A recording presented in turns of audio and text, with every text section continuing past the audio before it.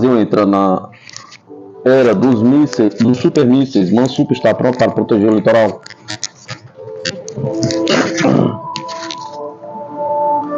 Segundo informações do site de Defesa Aérea Naval, uma notícia que coloca o Brasil na vanguarda da tecnologia militar. CIET anunciou que o míssil antinavio Mansup está pronto para entrar em ação, reforçando a defesa do litoral. A novidade que promete causar impacto global foi confirmada após testes bem-sucedidos realizados pelo Corpo de Fuzileiros Navais em dezembro de 2024.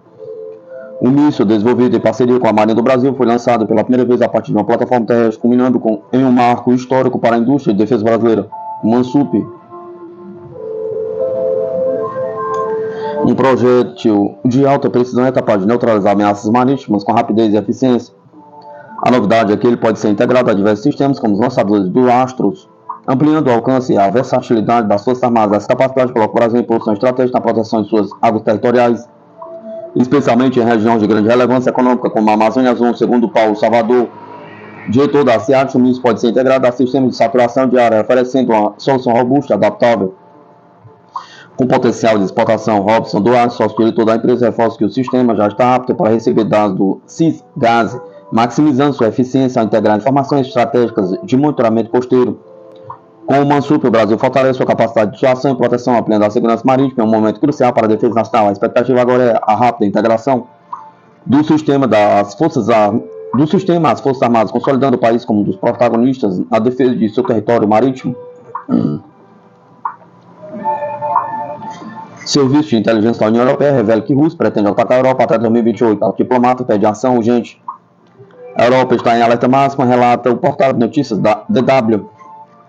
A alta representante da União Europeia para Relações Exteriores e Política de Segurança, Kaja Kallas, disparou um sinal de alarme nesta quarta-feira. A Rússia pode atacar um dos países do bloco em até 5 anos. Segundo ela, o Serviço de Inteligência Europeu tem informações concretas sobre os planos de apoio para a região. Kallas destacou que a Rússia pode testar a prontidão de defesa dos países da União Europeia entre 2028 e 2030, com relatórios de inteligência apontando para uma ameaça concreta de agressão militar nos próximos 3 a 5 anos. A declaração foi dada nesta quarta-feira, 22 de 1 de 2025, durante a Conferência Anual da Agência Europeia de Defesa, em Bruxelas. Muitos de nossos serviços nacionais de inteligência estão nos fornecendo dados que indicam que a Rússia pode testar nossa capacidade de defesa nesse período, afirmou a diplomata. Para Kallas, a Europa está ganhando tempo, enquanto a Ucrânia resiste à invasão russa. A principal prioridade da União Europeia, segundo ela, continua sendo o envio de assistência militar a Kiev. Não há absolutamente nenhuma dúvida de que podemos fazer mais para ajudar a Ucrânia. Com nossa ajuda, eles podem vencer a guerra, destacou. Atualmente, a União Europeia já investiu quase 50 bilhões de euros em apoio militar à Ucrânia. Além disso, até o final de fevereiro, cerca de 75 mil soldados ucranianos terão sido treinados em solo europeu. Kallas também enfatizou a necessidade da União Europeia aumentar seus investimentos em defesa, não apenas para prevenir a guerra, mas para se preparar para ela. Putin só entende a força, a fraqueza o provoca, afirmou a alta diplomata. O fracasso da União Europeia em investir no seu potencial militar envia um sinal perigoso ao agressor.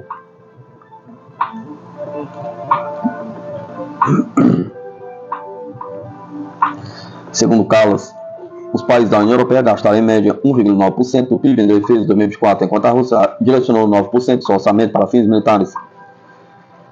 Além do fortalecimento militar, a chefe da diplomacia europeia anunciou que está sendo elaborado o 16º pacote de sanções contra a Rússia. Ela afirmou que a estratégia da União Europeia passa por isolar economicamente Moscou e enfraquecer seus esforços de guerra. Kallas não está sozinho em seus alertas. Em dezembro, o ministro da Defesa russo, Andrei Beluzov, declarou que a Rússia deve se preparar para um possível conflito militar com a OTAN na próxima década. Estamos falando de garantir total prontidão para qualquer desenvolvimento da situação no médio prazo, em particular para uma possível confronto militar com a OTAN na Europa, disse Beluzov.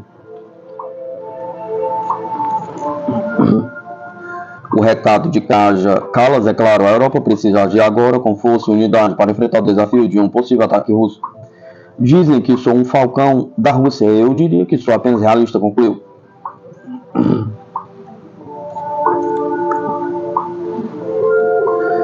O caça russo MiG-41 de sexta geração parece um sonho irrealizável. O MiG-41 da Rússia, ou PAC-DP, anunciado como caça furtivo de última geração, capaz de competir com o F-35 da OTAN e as plataformas emergentes de sexta geração. No entanto, seu futuro está obscurecido por obstáculos financeiros e tecnológicos. As renderizações sugerem um design híbrido semelhante ao Su-57, combinando elementos de quinta e sexta gerações, mas atrasos na produção e restrições econômicas prejudicaram a capacidade da Rússia de lançar tais aeronaves em larga escala. Desafios semelhantes afetam o programa Su-57 com apenas algumas unidades operacionais. Além disso, a guerra em curso da Rússia na Ucrânia esgotou os recursos militares, levantando questões sobre sua capacidade de desenvolver sistemas de armas avançados, incluindo o MiG-41. A ambiciosa e altamente elogiada visão da Rússia para um caça Stealth de quinta geração Plus ou sexta geração pode ou não emergir de seu atual status liminar, já que o futuro do jato paira em uma névoa pouco clara de incerteza relacionada à maturidade tecnológica e aos desafios orçamentários.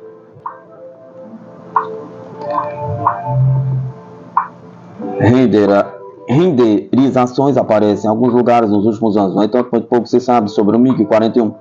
Além de relatos da imprensa russa que dizem que a configuração do jato pode se assemelhar ao Su-57 existente da Rússia, chamado de Prospective Aviation Complex of Long Range Interception, PAC-DP. O jato da MiG Corporation está programado para surgir até o final da década atual. Renderizações e imagens disponíveis da aeronave revelam um caça monomotor semelhante ao F-35 com asas e corpo mesclados, exterior suave, arredondado e fuselagem de aparência furtiva. A metade frontal da aeronave parece quase com renderizações de sexta geração da indústria de defesa dos Estados Unidos, pois é suavemente moldada de forma mesclada, arredondada e furtiva. A parte traseira do MiG-41 parece bem similar a um F-35 com caudas em um único motor. Isso pode sugerir que o avião é quase um híbrido de quinta ou sexta geração, capaz de maior furtividade, capacidade simultânea de manobrar e veicular como caça multifuncional, como o F-35. Embora as aeronaves de sexta geração dos Estados Unidos tenham voado, não há nenhuma imagem pública de como eles seriam. No entanto, é possível que a Rússia não esteja tão avançada no campo de engenharia de sexta geração, porque as representações industriais da sexta geração dos Estados Unidos mostram um caça sem cauda, sinalizando que talvez a tecnologia tenha evoluído, permitindo que uma fuselagem totalmente horizontal, sem cauda e sem aletas, manobre como um caça. Se esse for o caso, isso introduziria a perspectiva de uma tecnologia de vetorização inovadora. O MiG russo pode indicar ambições de sexta geração por parte da Rússia, mas pode não estar claro que ele voará com a tecnologia verdadeiramente de sexta geração.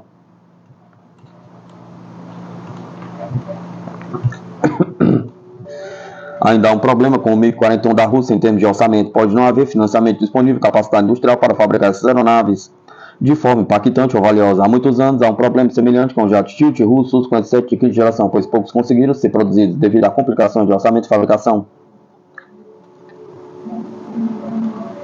Isso cria um problema de massa muito substancial para a Rússia, porque, por mais avançado ou capaz que seu Su-57 possa ser, não há o suficiente deles para apresentar qualquer desafio impactante contra o Ocidente. A OTAN, a OTAN e os Estados Unidos estão rapidamente adquirindo centenas de F-35s, e, portanto, estariam claramente em posição de superar qualquer força de caça russa de quinta geração. A Rússia pode ter esse problema com outros sistemas de armas, principalmente porque a guerra na Ucrânia esgotou enormemente seus sistemas de armas, suprimentos e foguetes e artilharia disponíveis.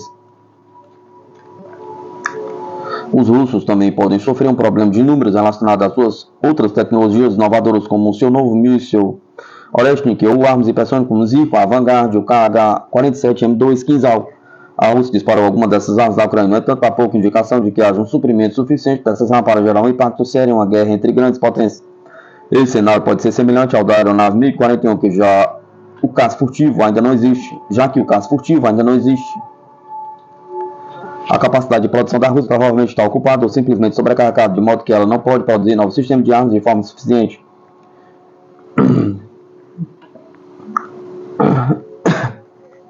Não feito nos Estados Unidos. Submarino de mísseis da classe Vanguard tem apenas uma missão séria.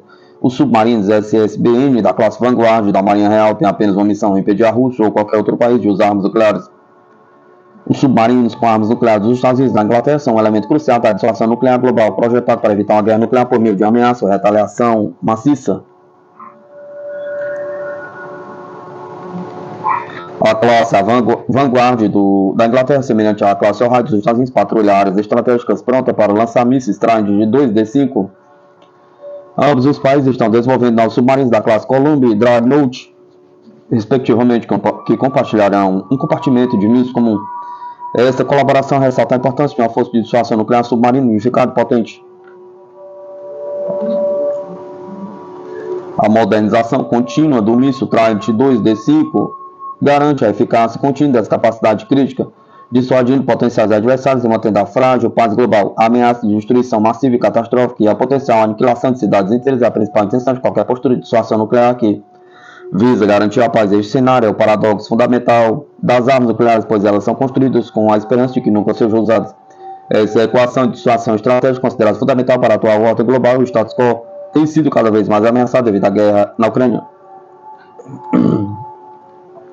A crescente seriedade de uma ameaça nuclear apenas ressalta ainda mais a necessidade dos Estados Unidos de uma colaboração internacional em larga escala, porém altamente secreta. É por isso que os submarinos com mísseis balísticos nucleares SSBN da classe Vanguard da Inglaterra são tão importantes, pois operam com uma capacidade muito semelhante da classe Ohio dos Estados Unidos. Ambos os barcos disparam os conhecidos mísseis nucleares Trident 2D5, mas os Ohio podem transportar 20, em oposição à capacidade de 16 da classe Vanguard. Assim, os submarinos Ohio dos Estados Unidos, os emergentes da classe Columbia, os submarinos Vanguard provavelmente são encarregados de missões silenciosas e clandestinas patrulhando áreas estrategicamente vitais do mundo.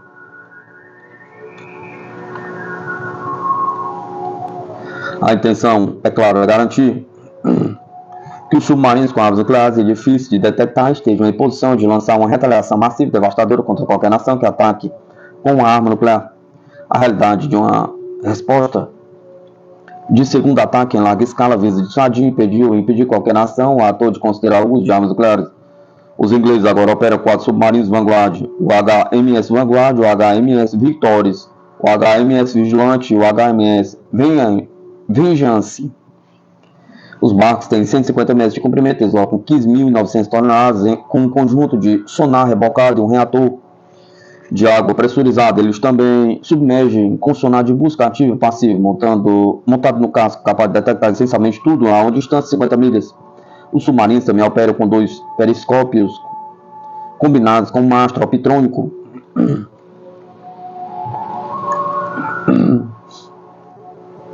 Curiosamente, enquanto o sonar ativo e passivo dos submarinos é montado no casco do navio para oferecer qualquer uma das funcionalidades, os barcos da classe Vanguard também usam a capacidade de busca passiva na forma de um conjunto de sonar rebocado. Detecção passiva significa que o sonar é capaz de detectar ou ouvir objetos de ameaça sem liberar um sinal acústico, o que poderia revelar a localização do submarino e gerar uma assinatura acústica por meio de emissões enviadas para frente ou pings acústicos poderiam permitir que um adversário discernisse a localização e direção de um submarino secreto projetado para espreitar silenciosamente em locais críticos em todo o mundo. A colaboração entre os Estados Unidos e a Inglaterra na dissuasão nuclear submarina é provavelmente significativa, pois agora está informado os planos de ambos os países para a década de 2030.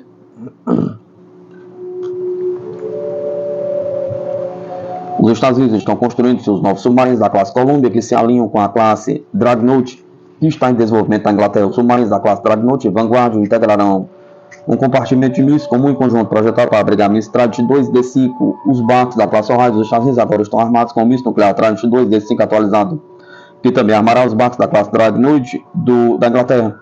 A Marinha dos Estados Unidos passou anos trabalhando com a Lockheed Martin em um programa de extensão de vida útil do Trident 2D5, projetado para garantir que armas com décadas de existência sejam atualizadas, modernizadas e mantidas nas próximas décadas.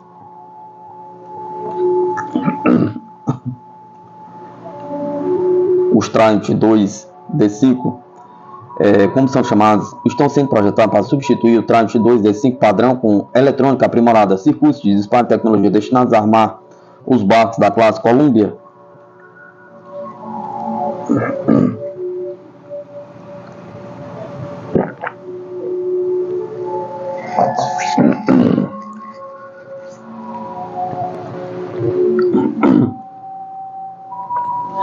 A era dos submarinos acabou? Pergunta. Embora alguns especialistas temam que novas tecnologias possam tornar os submarinos modernos obsoletos, pelo menos por enquanto, esses medos parecem fundados. Os submarinos são mais relevantes do que nunca, ancorando estratégicas geopolíticas em meio à competição entre grandes potências.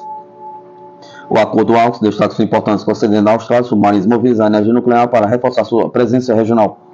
Enquanto isso, a China está expandindo rapidamente sua frota de submarinos com embarcações avançadas da classe Jinchang, aprimorando suas capacidades A2AD e dissuasão nuclear. Os Estados Unidos e a Rússia continuam sendo líderes em tecnologia submarina, disponibilizando submarinos de ponta das classes Virginia, Columbia, Assen, Borei. Com descrição, alcance e versatilidade inigualável, os submarinos são indispensáveis para a projeção de poder global, coleta de informações e manutenção de uma capacidade confiável de segundo ataque nuclear, garantindo seu papel central de segurança global nas próximas décadas. Os submarinos continuam sendo uma das plataformas mais relevantes da geopolítica hoje, ressaltando seu papel crítico nas defesas, dissuasão e projeção de poder. À medida que as nações navegam em uma era de renovada competição entre grandes potências e tensões regionais, os investimentos em tecnologia avançada e submarinos aumentaram, refletindo seu valor estratégico duradouro. O acordo AUKUS, as crescentes capacidades navais da China e as frotas sofisticadas mantidas pelos Estados Unidos e pela Rússia são certamente evidências convincentes da contínua importância geopolítica dos submarinos. Apesar dos avanços dos métodos de detecção subaquática, o pacto AUKUS, assinado entre a Austrália, Inglaterra e Estados Unidos, destaca a ênfase geopolítica na tecnologia submarina no Indo-Pacífico. Sob os auspícios do acordo, os Estados Unidos passaram adiante as joias da coroa de sua dissuasão nuclear pela segunda vez. A aquisição de submarinos nucleares americanos por Canberra será um passo estratégico significativo para a Austrália. Graças à sua propulsão nuclear antecipada, os submarinos australianos AUKUS permitirão que o país patrulhe suas fronteiras significativas e também habilite a Austrália a ser um jogador no equilíbrio de poder da região. A China, por outro lado, avançou rapidamente suas capacidades navais, particularmente sua frota de submarinos. Os investimentos de Pequim em submarinos avançados, como os navios movidos a energia nuclear, tipo 094 Jin Class e tipo 093 Shang Class, são um reflexo de uma ambição de projetar interesses marítimos e projetar poder. Esses submarinos desempenham um papel duplo, apoiar a estratégia de anti-acesso e negação de área da China nos mares do sul e leste da China, além de aprimorar suas capacidades de dissuasão nuclear. Ao mesmo tempo, tanto os Estados Unidos quanto a Rússia continuam a liderar a tecnologia submarina. Os submarinos da classe Virginia, da Marinha dos Estados Unidos e os próximos da classe Columbia estão talvez na vanguarda da tecnologia submarina e combinam furtividade, poder de fogo, versatilidade, munição.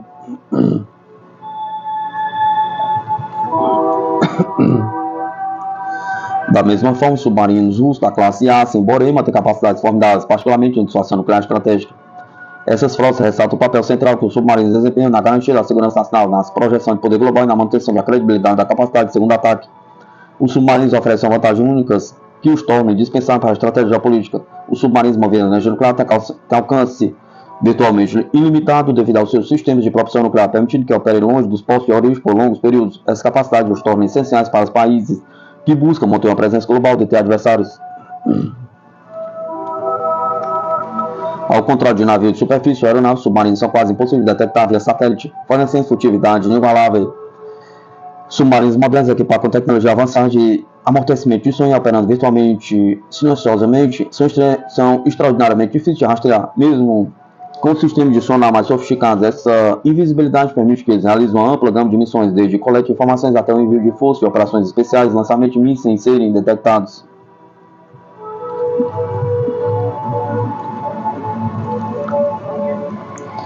Sua capacidade de permanecer oculto também torna os submarinos componentes críticos da dissuasão nuclear. Submarinos de mísseis balísticos, conhecidos pela sigla SSBNS, podem patrulhar vastas extensões do oceano praticamente sem ser detectados, garantindo que a capacidade de segundo ataque esteja sempre disponível. Essa plataforma furtiva e sobrevivente é uma pedra angular da estabilidade estratégica, particularmente para países com armas nucleares como os Estados Unidos e a Rússia. No atual clima geopolítico, os submarinos são sem dúvida a pedra angular sobre a qual países como os Estados Unidos, França, Inglaterra, Rússia, China e agora a Austrália estão reforçando seus alicerces geopolíticos. Sua relevância agora e no futuro é inquestionável por algum tempo, a menos que haja avanços geracionais no design de submarinos ou na guerra anti-submarino.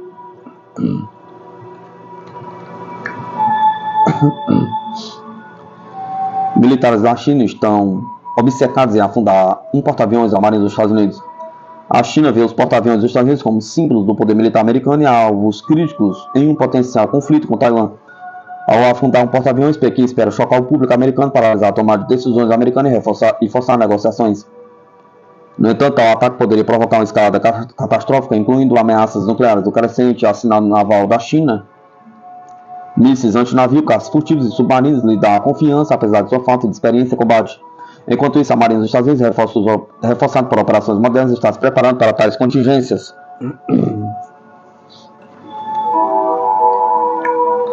Os riscos são altos. Perder um porta-aviões pode desencadear uma guerra irrestrita ou levar os Estados Unidos a negociar, remodelando o equilíbrio de poder entre o Indo-Pacífico. Um porta-aviões, especialmente quando implantado pelos Estados Unidos, tem um propósito simbólico que vai além de suas operações de aviação. As bases aéreas flutuantes representam o poderio americano, o orgulho nacional, a proeza da engenharia e a capacidade de fabricação. E é por isso que a China adoraria afundar o porta-aviões da Marinha dos Estados Unidos se uma guerra eclodisse, digamos, em Taiwan, no mar da China meridional.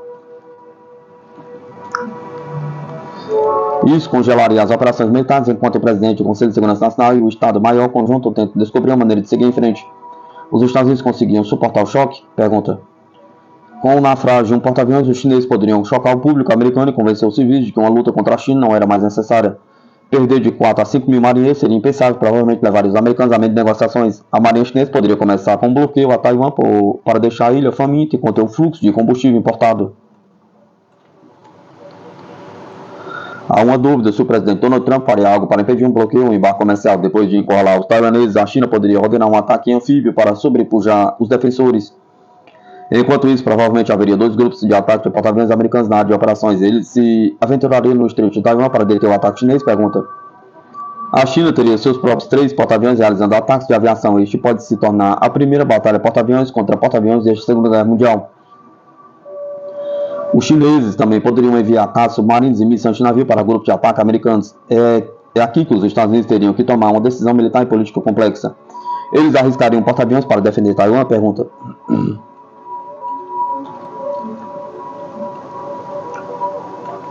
As apostas seriam altas. Se a marinha dos Estados Unidos perdesse um flat top, os americanos seriam necessariamente forçados à submissão.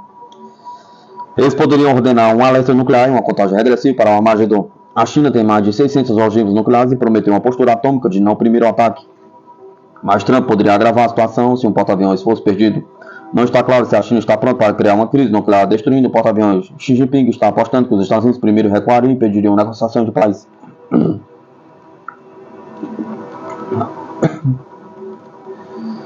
Então a China poderia dizer que matou o dragão americano com grande alarde e cerimônia. Por que os chineses estão tão confiantes? Pergunta. Sua marinha é a maior do mundo. Eles têm 3 porta-aviões. O contingente está abarrotado de mísseis destruidores de porta-aviões. Eles têm caças furtivos. Seus submarinos são modernos e furtivos. Um aspecto da guerra que se destaca é o serviço de combate anterior do exército chinês. Eles não lutam a guerra há décadas. Não há general ou almirante em serviço ativo que tenha experimentado a guerra. Os chineses não se envolvem em batalha desde uma curta escaramuça com o Vietnã em 1979.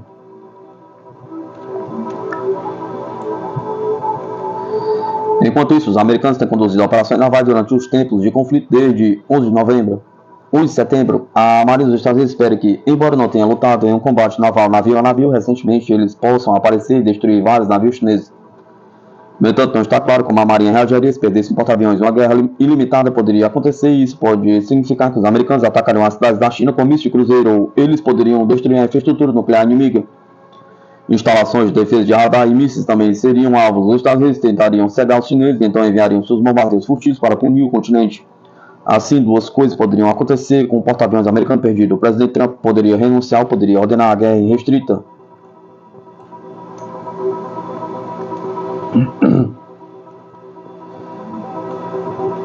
Os chineses estão apostando que os Estados Unidos não teriam coragem de lutar depois que um porta-aviões fosse eliminado. Hoje estão dependendo de cidadãos anti-guerra dos Estados Unidos que não seriam a favor de uma guerra contínua. O porta-aviões é o alvo número 1 da China. Um naufrágio poderia paralisar os Estados Unidos e deixá-los inativos. Um ataque de porta-aviões também poderia desencadear um vasto conflito. Os chineses são conhecidos por esperar o momento certo e evitar confrontos militares diretos que possam desencadear uma luta que eles não querem.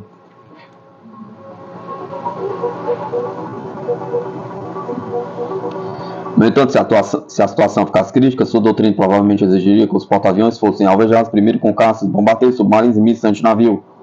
Isso pode ser o suficiente para superar as defesas de um porta-aviões e começar uma crise nuclear. O mundo ficaria parado imaginando qual seria o próximo passo. Então fique atento a um confronto naval caso os chineses comecem com um bloqueio ou ataque anfíbio contra Taiwan.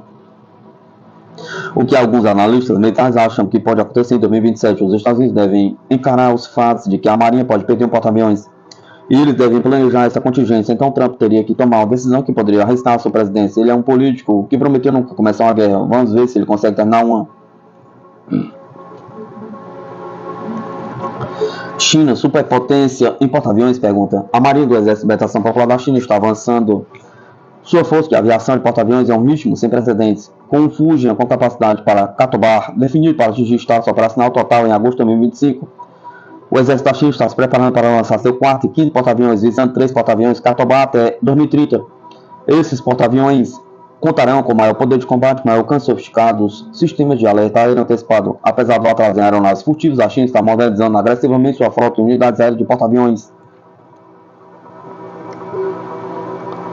À medida que o exército da China diminui a distância com a marinha dos Estados Unidos, as questões sobre a capacidade dos Estados Unidos de sustentar o domínio naval no Indo-Pacífico se tornam urgentes. A marinha do exército da China está acelerando o crescimento de sua força de aviação e porta-aviões. Os destaques já apareceram. O Fujian, o porta-aviões Catapult, assistente Take-Off Boat, Arrested, Landing, Katobar, do exército da China. Os testes de mar acabaram de concluir sua segunda rodada de toque e vá. Um teste introdutório crítico de tripulação, piloto, porta-aviões, antes de conduzir a operação de recuperação de voo e lançamento. No ritmo atual de progresso, o Fujian deve atingir o estágio operacional total em agosto. O exército da China lançará seu porta-aviões Type 004 Katobar, ainda sem nome. Logo depois, ele promete ser o maior e mais capaz do que Fujian.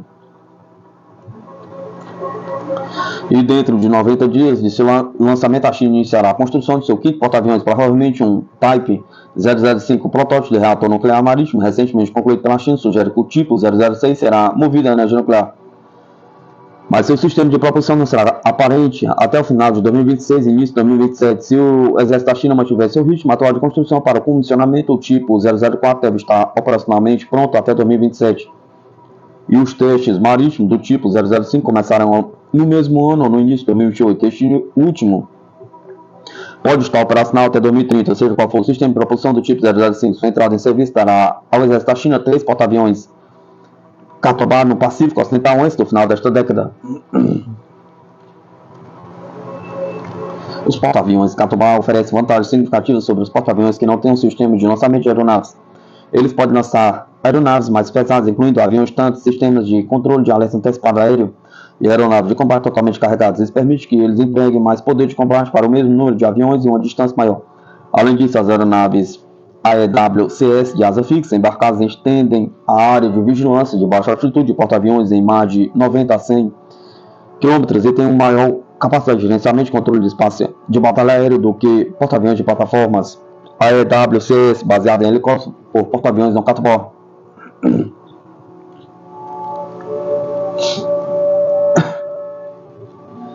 No entanto, há mais na aviação de porta-aviões do exército da China que seus porta-aviões de frota. Eles são apenas os navios de convés de voo de comprimento de casco mais capazes e visíveis do exército da China. Além do Fujian ter conduzido seus testes iniciais de convés de voo em novembro passado, o exército chinês lançou seu segundo navio com capacidade para Katobar, o Type 076, o Suntian. A construção de seu navio irmão começará antes deste verão e, embora sua ala aérea continue sendo uma questão de especulação, ele tem o mesmo EMAUS do Fujian e dos próximos porta-aviões da frota. Isso o torna um porta-aviões mais poderoso do que o Type 075, 4 dos quais estarão totalmente operacionais no início deste ano. Há também um flat-top misterioso de 696 pés de comprimento lançado no verão passado, construído de forma mais leve e mais rápida do que os flat-tops mencionados acima. Este novo navio não exibe nenhuma insígnia militar e não tem equipamentos de parada, sistema de lançamento ou elevadores para trazer aviões de 1H se tiver um. No entanto, ele tem 3 ilhas, uma das quais é projetada para navegação de navios e uma muito maior que é estruturada para monitorar e controlar operações de voo.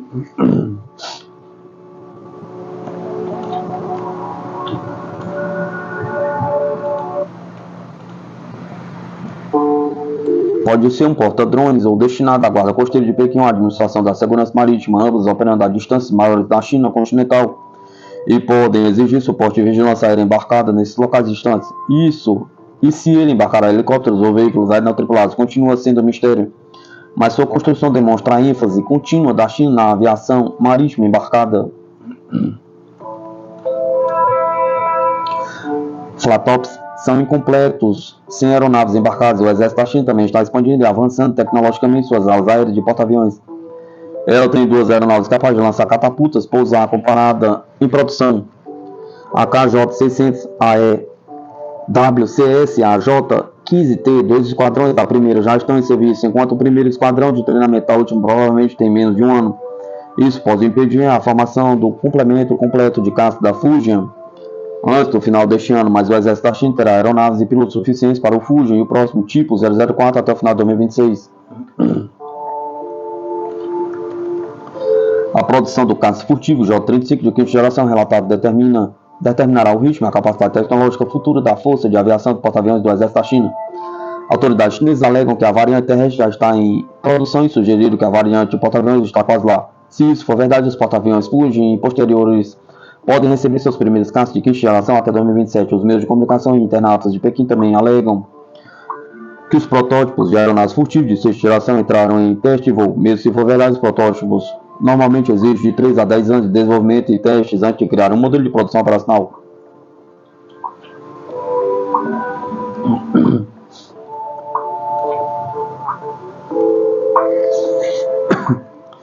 Os céticos notarão que a força de aviação de porta-aviões do exército da China continua menor do que a da Marinha dos Estados Unidos e ainda não operou aeronaves de tipo de quinta geração. Isso é verdade hoje, mas o exército da China está se expandindo, ganhando experiência e modernizando em um ritmo mais rápido que a Marinha dos Estados Unidos. Enquanto a Marinha dos Estados Unidos luta para comissionar um porta-aviões a cada 7 a 10 anos, a China comissionou 2 e possivelmente um terceiro nesta década. A China também está comissionando quase o dobro de cruzadores de mísseis guiados contra torpedeiros e fragatas do que os Estados Unidos.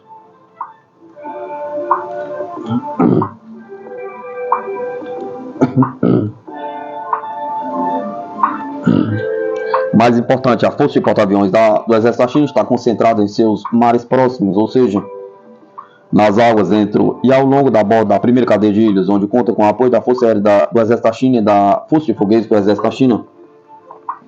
A Marinha Americana está espalhada pelo globo. Além disso, os porta-aviões do Exército da China serão operacionalmente superiores aos do parceiro naval mais poderoso da América, a Índia e aos aliados Inglaterra, França e Japão. Claro, o porta-aviões nuclear presente e futuro da França desfrutará de mobilidade estratégica superior sobre as unidades de propulsão convencional da China. Mas essa vantagem não se aplica às águas comparativamente restritas da primeira cadeia de ilhas. Dada a situação descrita acima, a aparente incapacidade dos Estados Unidos de construir navios de guerra modernos a tempo, a tendência de proporção de forças do exército da China entre agora e 2035 não está a favor dos Estados Unidos. Operações em massa de drones podem oferecer uma solução, mas os líderes dos Estados Unidos devem observar que a República da China já é líder global na fabricação de drones e tem voado formações coordenadas de drones em massa para fins de entretenimento desde pelo menos 2018. Não é um grande salto empregar tais operações para fins militares. Na verdade, pode ser uma área em que a China tem mais experiência, os Estados Unidos devem alcançá-la. Espero que não seja esse o caso. Nenhuma força militar é invencível ou onipotente. Nenhum dos componentes de serviço do exército da China é exceção a essa realidade. No entanto, elas não são mais as forças arcaicas, mal equipadas e inadequadamente treinadas de antigamente. O exército da China percorreu um longo caminho nos últimos 30 anos, estudando os militares dos Estados Unidos e outras nações ocidentais durante esse período até hoje. Pequim está trabalhando arduamente para resolver suas deficiências militares, expandindo sua estrutura de força, avançando sua tecnologia militar, desenvolvendo uma doutrina moderna conjunta. Os líderes e parceiros dos Estados Unidos ignoram esse progresso por conta e risco de seus países.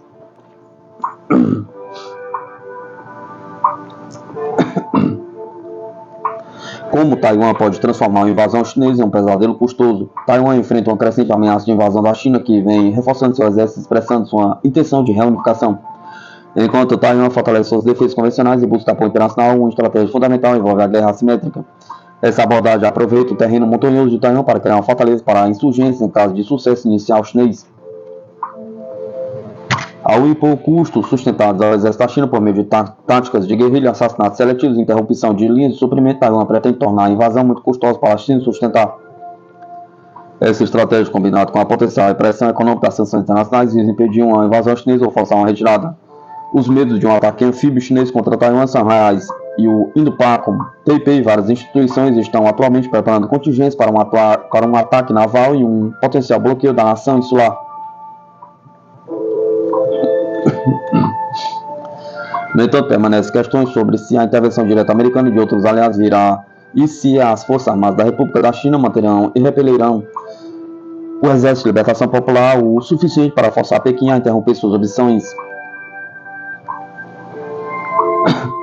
Se o exército da China obtivesse vitórias críticas nas primeiras horas e eliminasse a infraestrutura e as lideranças cruciais de Taiwan, um plano assimétrico à prova de falhas deveria ser implantado nas montanhas mais fortificadas da ilha. A República Popular da China não escondeu que a reunificação do Taiwan é essencial para o objetivo de Pequim de reverter o século de humilhação.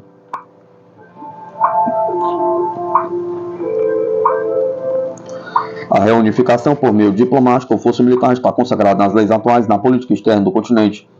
Em preparação para a potencial conquista de Taiwan, a China construiu a maior força naval do mundo, eclipsando a Marinha dos Estados Unidos, enquanto a Marinha dos Estados Unidos é dividida em 7 frotas com várias responsabilidades globais. A China está localizada principalmente no leste asiático, dando a Pequim um grande impulso contra a 7ª frota dos Estados Unidos.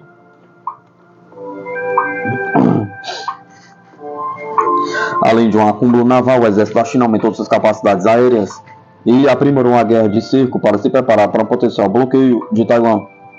Além disso, os relatórios recentes mostram barcaças pesadas sendo criadas para desembarcar tropas e equipamentos de forma mais eficaz em Taiwan, sugerindo que o Partido Comunista no poder decidiu sobre uma invasão e que pode ser apenas quando não se.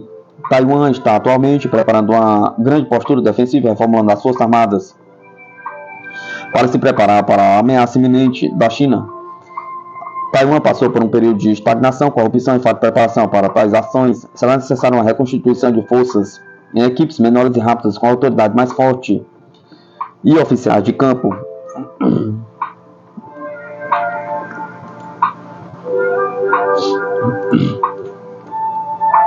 TP planeja reforçar a defesa da ilha com grandes compras de armas, incluindo uma lista de desejos para um Destroyer Aegis, HIMARS e várias dezenas de F-35, 400 mísseis de defesa aérea Patriot, mísseis de navio.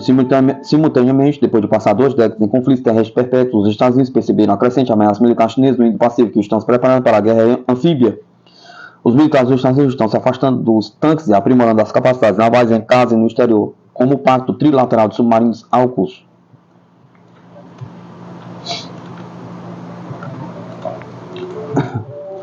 Além disso, o Corpo de Fuzileiros Navais dos Estados Unidos reconstituiu suas tropas para o Projeto de Força 2030 para combater o exército da China por meio de transportes pequenos e rápidos que podem ser facilmente transportados em embarcações anfíbias por várias ilhas do Indo-Pacífico. O Japão também está em processo de remilitarização, o que não era visto desde o final da Segunda Guerra Mundial. Tóquio percebe a crescente ameaça da China, já tendo uma grande disputa sobre as agitações marítimas navais chinesas perto das ilhotas. O governo japonês expressou a disposição de potencialmente intervir se TPI for ameaçada militarmente.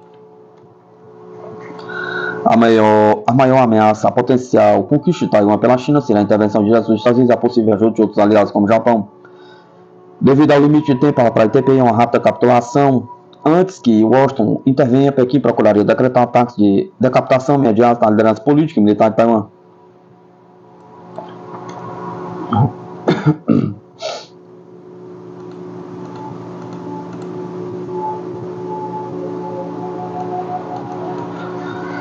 O exército da China implementaria o bloqueio de Taiwan por meio da agora maior marinha do mundo, suplementada por uma crescente força aérea. O exército da China também utilizaria pontos fracos da ilha para desembarcar suas barcaças para as forças terrestres e blindadas. A economia da China está atualmente estagnada, com sinais de declínio, e a melhor maneira de Pequim evitar sanções globais para a invasão é marcar uma vitória rápida e não ser arrastada para uma guerra prolongada com grandes baixas, como a que a Rússia está vivenciando na Ucrânia, esperando que os países não estejam dispostos ou muito preocupados em defender Taiwan. O último recurso terá que ser, em última análise, uma guerra assimétrica na forma de insurgência nas montanhas, fora do poder de fogo superior. Os militares de Taiwan carecem de experiência e motivação. No entanto, o objetivo final de se defender contra a invasão da China é mostrar ao continente que os custos da invasão superarão as recompensas. E a melhor maneira de fazer isso, no caso de Pequim ser inicialmente bem sucedido, é por meio da insurgência. A topografia extenuante de Taiwan é, sem dúvida, sua força, o que torna a guerra assimétrica ainda mais crucial. O terreno montanhoso de Taiwan permite que os militares escondam e protejam aeronaves de combate surtidas da Força Aérea da China. Além disso, dá aos militares de Taiwan e sua liderança a chance de se reagruparem sem parar nas rigorosas fortificações. Enquanto a China preferiria um conflito convencional único e uma rendição incondicional, o exército de Taiwan deveria criar unidades especializadas em guerra irregular, com as montanhas rígidas servindo como opções de reserva para liderança e forças regulares. Os caminhos que levam a elas deveriam ser fortificados por dezenas de milhares de minas e pontos de estrangulamento para atiradores designados e especialistas antiaéreos. Semelhante aos assassinatos bem-sucedidos de líderes russos em áreas ocupadas e na Rússia propriamente dita pela Ucrânia, o aparato de inteligência de Taiwan pode aprender lições com a guerra na Ucrânia, já que liquidações importantes de líderes do exército da China neutralizariam as forças ocupacionais do continente. A maior desvantagem da República Popular para a guerra de guerrilha seria sua imagem pública, econômica e recurso energético, doutrinando a China por décadas de que os cidadãos continentais e taiwaneses são como um continente. O Partido Comunista governante pode enfrentar escrutínio internacional e doméstico para matar e ferir taiwaneses, como fizeram durante os protestos em Hong Kong em 2019.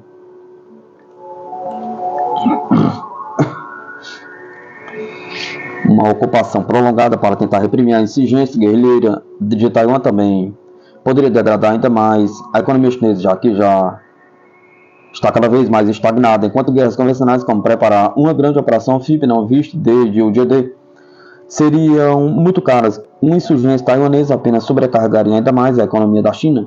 O verdadeiro fardo de custos da América durante as guerras eternas do Afeganistão e do Iraque não foi o empurrão inicial, já que tanto o governo original do Talibã quanto o regime de Saddam caíram rapidamente. Foram as ocupações perpétuas sem objetivos claros que se seguiram.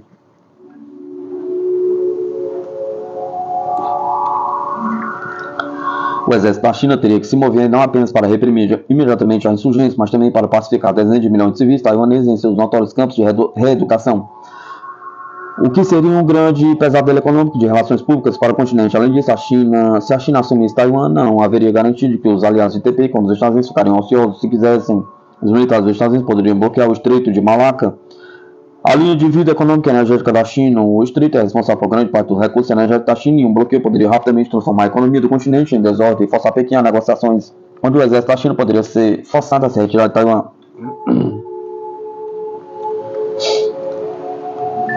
Idealmente, a melhor maneira de deter a invasão da China em Taiwan é que as forças armadas de Taiwan estejam preparadas para atrair o exército da China para onde Pequim perceba a economia e a reação internacional. Por meio da guerra assimétrica, Taiwan pode forçar a China a ver que os custos superam quaisquer recompensas em uma ocupação perpétua, repleta de uma insurgência sangrenta.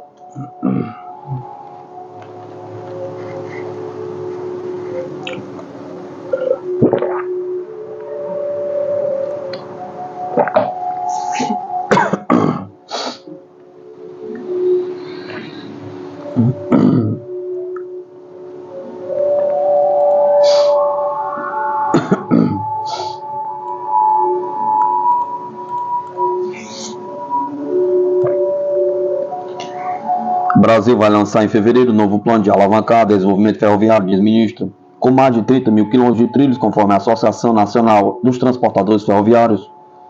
O Brasil não vem avanço no tamanho da malha ferroviária há quase 100 anos. Em 2024, o governo chegou a afirmar que investimentos no setor seriam prioridade. O ministro dos Transportes, Renan Filho, confirmou nesta quinta-feira, 23 de 1 de 2025, que o governo vai lançar um novo plano nacional para o desenvolvimento ferroviário na primeira quinzena de fevereiro.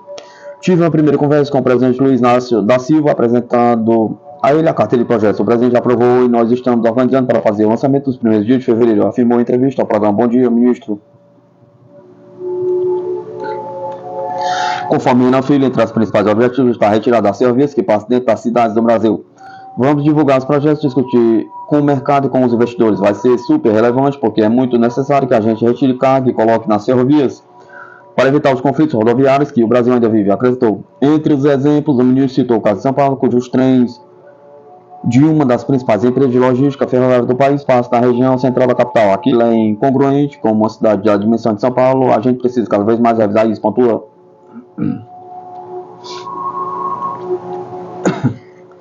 Além disso, o ministro lembrou que a atual estrutura foi construída há muitas décadas e que é necessária uma modernização. Não dá para mudar totalmente porque as ferrovias foram construídas em outro momento. Fazem muitas curvas e com essas curvas não dá para aumentar a velocidade. Se não tem velocidade, não compete com ônibus, caminhão e van. É um trabalho complexo, precisa de investimento público pesado, de massa. No ano passado, o governo federal chegou a anunciar que a expectativa de investimentos para ampliar o modal ferroviário brasileiro de 94,2 bilhões até 2026.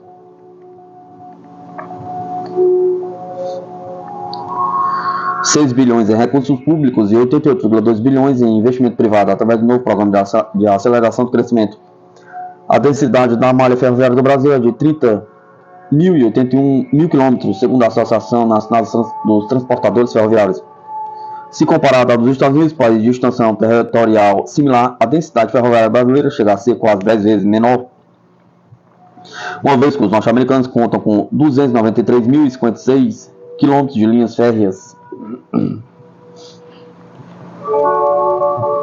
No primeiro ano do governo Lula, de acordo com o Ministério dos Transportes, intervenções importantes foram feitas no setor ferroviário. Houve, por exemplo, a retomada da ferrovia da integração Oeste-Leste, que corta 7 municípios no sul da Bahia, entre Ilhéus e Aiquara, as obras da ferrovia Norte-Sul, que liga a Estrela do Oeste à Ceilândia, mas também foram concluídas.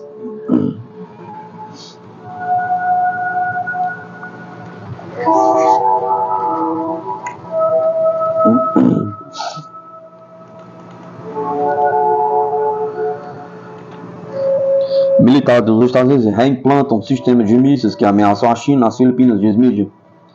Os Estados Unidos transferiram seu sistema de mísseis de médio alcance, MRC Typhoon, estacionados na ilha filipina de Luzon, para outro local da ilha, relata a agência de notícia Reuters, citando uma fonte do governo filipino. O exército dos Estados Unidos transferiu seus lançadores Typhoon, que podem disparar mísseis multiuso a milhares de quilômetros do aeródromo de Laoag, nas Filipinas, para outro local na ilha de Luzon, informou a Reuters. De acordo com a fonte, a redistribuição do sistema de mísseis ajudará a determinar seu grau de mobilidade, permitindo que as instalações permaneçam operacionais durante um possível conflito. O comando do Indo-Pacífico, que supervisiona as forças dos Estados Unidos na região, diz que os lançadores do sistema Typhoon foram realocados nas Filipinas. Tanto os militares norte-americanos quanto o governo filipino se recusaram a informar o local específico para qual as baterias foram transferidas. O chefe do comando do Indo-Pacífico, Matthew Comer, contou que a realocação não era uma indicação de que as baterias ficariam permanentemente nas Filipinas. Anteriormente, a Reuters informou que as Forças Armadas dos Estados Unidos, apesar das exigências da China, não planejam remover o sistema de mísseis Typhoon do território filipino em um futuro próximo. Além disso, o lado filipino anunciou que treinaria o pessoal das Forças Armadas do país para operar o sistema. Políticos e cientistas alemães se expressam contra a implantação de mísseis dos Estados Unidos no país. Figuras públicas alemãs assinaram uma carta aberta contra a implantação de mísseis dos Estados Unidos de alcance intermediário no território da Alemanha, informou o canal de TV NTV. Entre os assinantes está o líder do Partido da Aliança, Razão e Justiça, o físico e político Ernst, e o presidente do Conselho da Igreja Evangélica da Alemanha, Marbot. Anteriormente, a administração dos Estados Unidos e o governo alemão anunciaram planos para implantar sistemas de mísseis americanos de alta precisão na Alemanha a partir de 2026, que excederão significativamente as armas já existentes na Europa. Em particular, a traça de mísseis SM-6, Tomahawk e armas hipersônicas. Ativistas do Movimento pela Paz e cientistas, ante as próximas eleições no Parlamento Federal, estão apelando à não permissão da implantação de armas de médio alcance dos Estados Unidos na Alemanha, indica a carta aberta.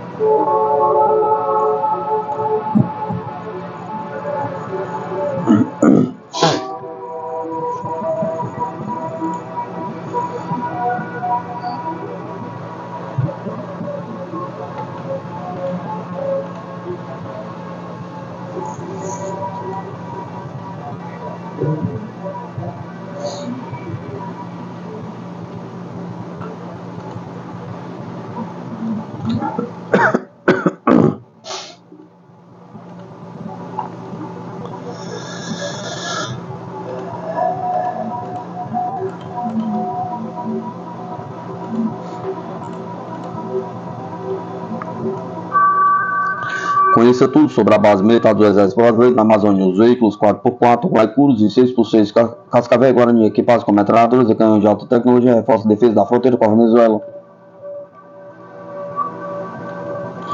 O Comando Militar da Amazônia do Exército Brasileiro inaugurou recentemente a nova estrutura do Porto Flutuante do Centro de Embarcações do Comando Militar da Amazônia. Esta modernização substitui o antigo sistema de ferry e correboque, proporcionando infraestrutura moderna e eficiente, essencial para a região amazônica. A nova estrutura não apenas melhorar a eficiência logística, mas também fortalece a presença do Exército Brasileiro na região.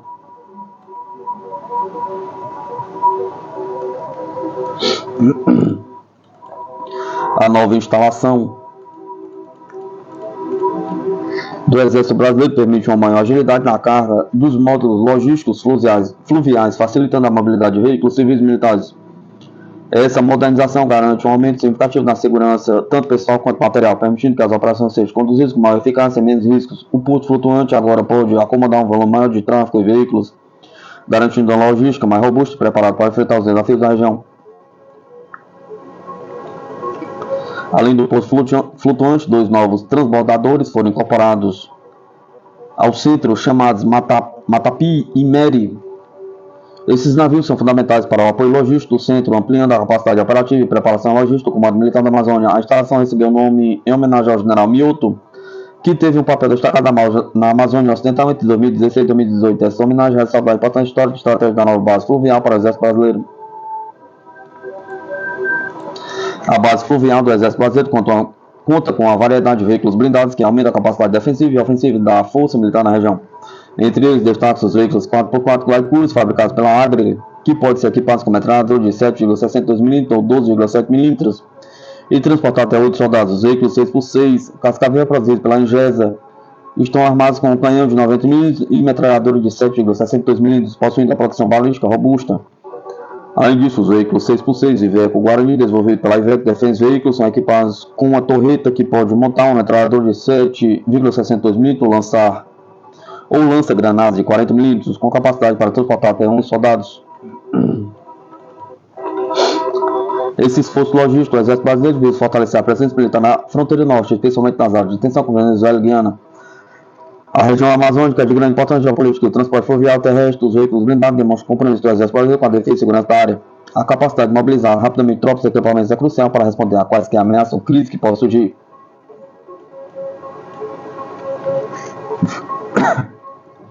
A entrega das novas embarcações Matapi e Meri foi possível graças aos recursos do Sistema Integrado de Monitoramento de Fronteiras, parte do Programa Estratégico da Força. A participação da Oficina de Projetos do Exército Brasileiro foi crucial para a realização deste projeto. Este programa estratégico visa melhorar a vigilância e a proteção das fronteiras do Brasil, utilizando tecnologia de ponta de infraestrutura moderna. A nova base fluvial do Exército Brasileiro representa um marco na modernização e eficiência logística das Forças Armadas na região amazônica. Com a infraestrutura aprimorada, veículos blindados modernos, uma capacidade logística ampliada, o Exército Brasileiro está melhor preparado para enfrentar os desafios da região e garantir a segurança nacional. Esta base não só fortalece a presença militar na Amazônia, mas também demonstra o compromisso contínuo com a defesa e soberania do Brasil.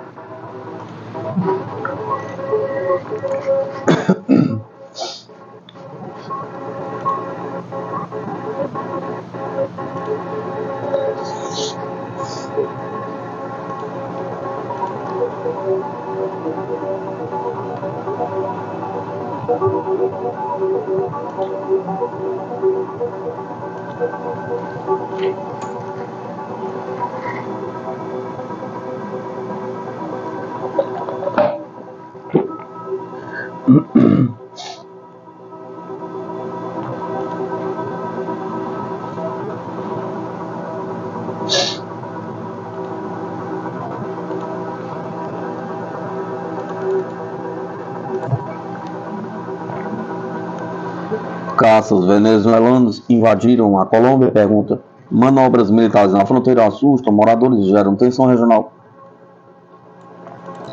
Imagens de caças Su-30 e F-16 da Venezuela sobrevoando a fronteira com a Colômbia geram tensão na região desde a última quarta-feira, 22 de 1 de 2025. Relatos de moradores do departamento colombiano de norte de Santander apontam que as aeronaves cruzaram o espaço aéreo colombiano, causando preocupação e alarmando as comunidades locais. O governo venezuelano, liderado por Nicolás Maduro, informou que os voos fazem parte de exercícios militares integrados, mobilizando Mais de 150 mil soldados, segundo Maduro, o objetivo das operações é a defesa da soberania nacional contra inimigos internos e externos. A declaração veio após a posse do novo presidente dos Estados Unidos, embora o governo colombiano ainda não tenha se pronunciado oficialmente sobre o incidente. Os exercícios ocorrem em um contexto de conflito da região fronteiriça. Maduro afirma que grupos armados colombianos, como dissidentes das FARC e o Exército de Liberação Nacional, têm se infiltrado em território venezuelano. Esses conflitos já resultaram em pelo menos 100 mortes e levaram milhares de colombianos a buscar refúgio na Venezuela.